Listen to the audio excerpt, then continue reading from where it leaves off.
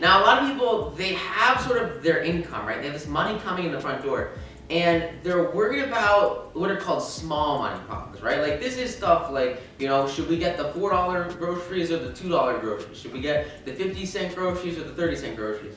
And they're focusing on, like, collecting these little pennies on the floor instead of, like, looking to figure out how they can find these massive dollar bills hanging out in the sky.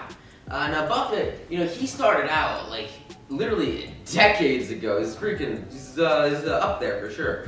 And what he started doing is, instead of like looking for pennies, what he would do is he would find like all the dollars he could find, and then as soon as he had these dollars, he would take them and what would he do? He would invest them into assets and then turn those assets into more dollars, right? And you do that over and over and over again, and those dollars become new dollars that you can invest into more dollars, you can invest into more dollars over and over and over again. And that's sort of the principle and the foundation of any kind of assets, is you make investments and then you make those investments win. Now, what's interesting is Buffett is apparently paying 1.5% of all US corporate taxes. And to put that into perspective, you have every company that exists on the planet paying taxes to the government, and then you have like Berkshire Hathaway, and they're paying like 1.5% of all taxes. Now, to pay 1.5% of all taxes, not only is that expensive, and let me tell you just about how expensive it is, paying $3.6 billion in taxes. Okay? Now, like, I don't know about you guys, it is kind of tax season. Have you ever paid $3.6 billion in taxes? Because that is an insane number. Why is that an insane number? Well, let's see. You can focus on the $4 thing or the $20 thing. You can focus, heck, on the $100 plane ticket or the $200 plane ticket. You can focus on the $400 hotel or the $300 hotel, and that's great. That's fine. Those are not problems when you have 400,000 employees. Those are not difficult challenges when you have big money problems. Now, the difficulty and the challenge is that most people are like squatting on the floor, and they have these itty bitty little baby money challenges. This is stuff that does not really matter in the long term, and it comes back to this concept. It's a very important concept that I like to talk about a lot. Conserving versus creating. Now, a lot of people, they're focused on conserving, and they take all the money they have, and they hoard it, they hoard it, they hoard it, they hoard it, and they want to protect it from all these other things that exist. They don't want to put it in any investments that could have any kind of risk, and therefore, they get very, very small returns on small amounts of money. Now, Warren Buffett, he does not like small returns on small amounts of money. He likes lots of money. He likes lots of returns.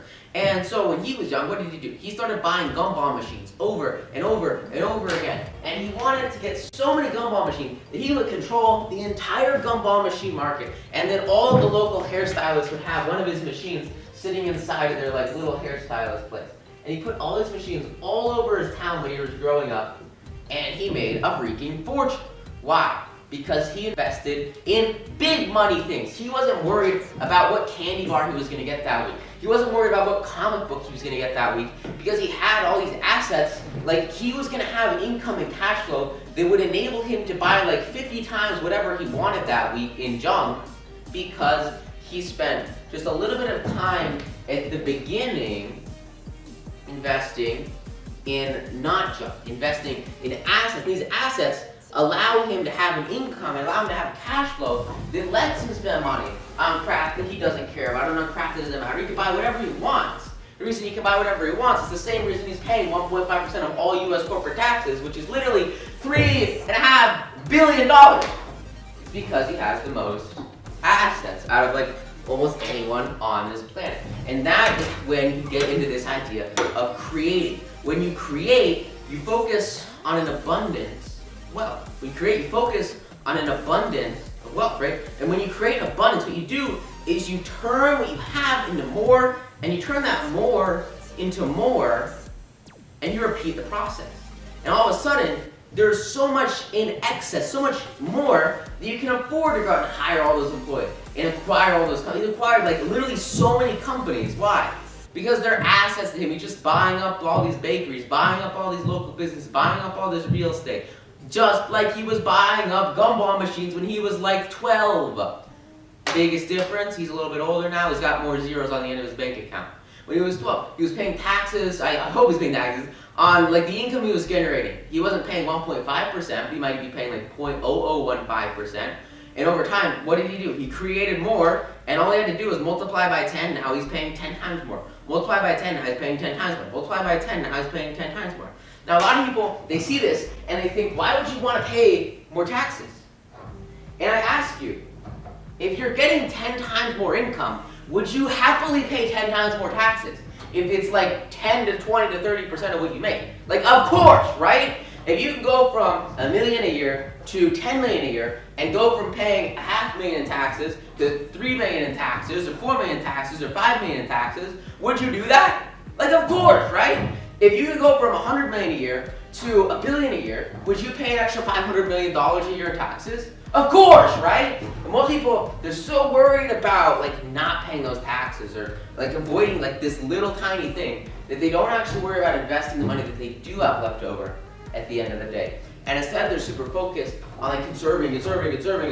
Oh, we gotta save this tax money. Oh, we gotta save this tax money. What you really want to focus on is how you can get assets that allow you to invest more in yourself and allow you to increase your income so that you're able to pay more taxes. Like, the more taxes I pay at the end of the year, like the more money I make, because a vast majority of my money comes from capital gains, right? So when you have capital gains, all of a sudden, what happens is really cool. Like, the more of the tax pool I pay, the more that I probably made that year, because like 20 to 40% of like capital gains tax rate, like 20-40% of my profits from investments actually go into getting paid for taxes. And that's a great thing. Like, I am happy if I can double my money on a stock, I will gladly pay 40% of that in taxes. If I can do it over and over and over and over again, like, that's the best day of my life if I have to write a 6-figure tax check, a 7-figure tax check, an 8-figure tax check. In Buffett's case, what is $3.6 billion? That's an 8-figure tax check, a 9-figure tax. It's a 10-figure check for taxes.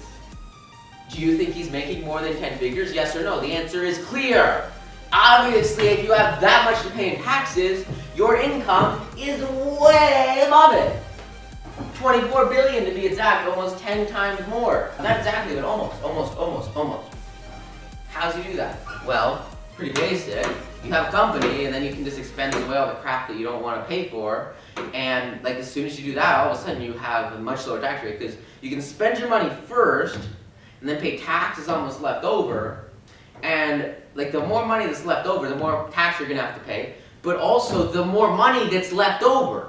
And so your objective and your goal should be like to max out your tax bracket, or to pay 1% of all taxes for all corporations. Like, that's insane.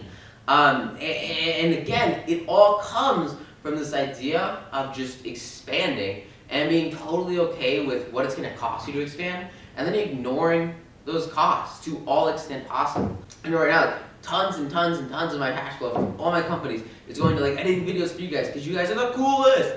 And so like, that's the expense that like you just deal with, because I know that the more money I'm spending editing videos, the more content that's going out, the more value you're receiving, the more money you're gonna make, and therefore the more money that's gonna come back to me one way or another. And so like, I would gladly expense out as much as I can towards this quote-unquote expense, because the more money that you spend on these quote-unquote expenses, these expenses actually reflect what eventually becomes your net worth.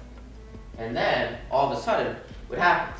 Well, now, it's way easier to actually get this overarching result and tons of cash flowing right into your accounts, because you put in the work, you put in the effort to become more and to do more. And once you make that simple shift, all of a sudden it is way easier to become extraordinarily wealthy. And I think that was really the big takeaway and the really big secret from Warren paying 1.5% of all corporate taxes in America, is he just has so many assets that he sells one position and, you know, 100 million in taxes. And obviously a lot of that gets distributed to shareholders, but for a private corporation, he's got a lot of like private companies that they just run.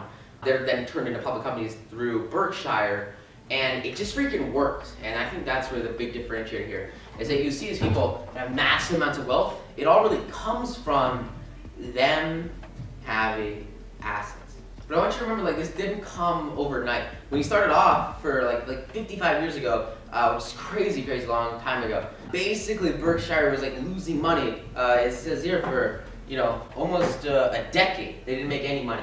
So obviously, you've also got this differentiation where, like, if you're gonna have investments at the beginning, those investments are gonna have to continually be made over and over and over again until you get to this break-even point, and after that, it's just pure profit, and then that's when you really get to that massive amount of growth. So you put in the work up front, and you get the result in the back, which is pretty cool, and I think kind of summarizes this principle of really investing in yourself first, and then allowing it to pay off over time, which is super cool. So with that said, thank you so much. Hope you get a ton of value out of this video. If you did, go to 9newtonsecrets.com, click the link in the description, and get a free copy of my national best-selling book on personal finance and investing that will teach you how to invest in assets better than anybody else, even Buffett. It's kind of funny, like, you could totally crush his performance, but I don't know if you can get to 560 billion that quickly. It'd take a long time.